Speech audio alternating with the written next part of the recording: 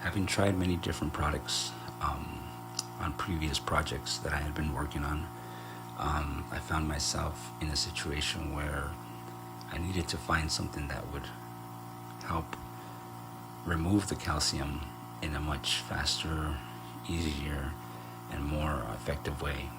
I had tried many other methods, such as vinegar and baking soda.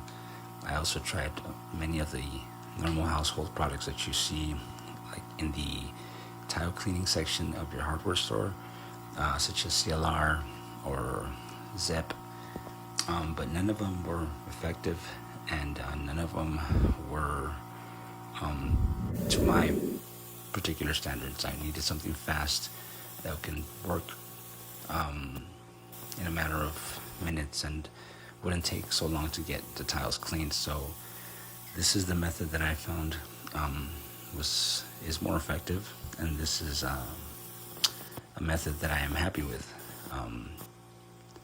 and I found it to be very helpful. So again, you can use sandblast media, glass media, or soda blast media, depending on how heavily the calcium that you have has been built up on your tiles. But this is what it looked like before, and then right next to it you see what it looks like after. It is a little bit of an expense, especially if you don't own a pressure washer, but if you do have these tools, I strongly suggest you get yourself a wet sandblasting kit and make the best of it. It's a great tool to have.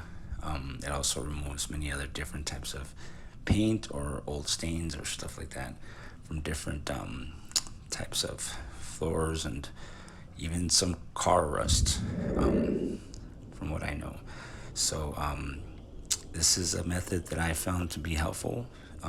This is the way that I found it to be fast, efficient, and I'll let you take a glance at some of the final product, so you can see how nice it left these tiles that I would have otherwise been stranded in getting cleaned and removed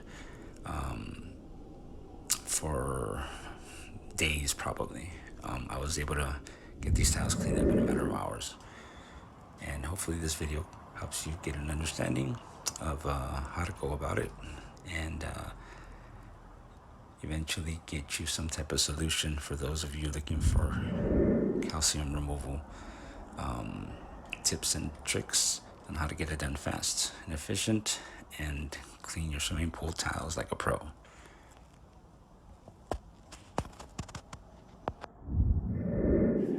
Another reason I chose the glass media over the soda blast media was, again, because of the thickness of the calcium that had built up around the tiles throughout the whole swimming pool. And I really wanted to get something that was fast, efficient, and effective again, which is the reason why I went with the heavier grit of the glass media.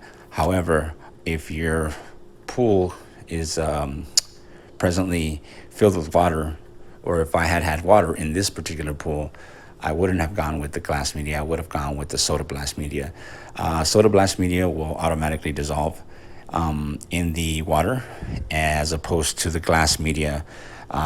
If you're using glass media, you want to make sure that the pool is empty, because the glass will ricochet off the tiles and end up on your floor, and you will have to pick up the excess glass that falls into the floor. And if your pool is full, then you will run into a problem. So make sure that if you're going to be using this stuff, in particularly the glass media, you want to make sure that the pool is empty. If your pool has water in it and you're not planning on draining it, then simply lower the level down to the line where the tile meets the plaster, or in this case the epoxy, and then go ahead and blast it out with soda blast. It'll make your job a lot much easier. Hope you enjoyed this video. Thank you for watching, and don't forget to subscribe. We'll be posting more videos of lots of pool ventures that are coming up. Thank you.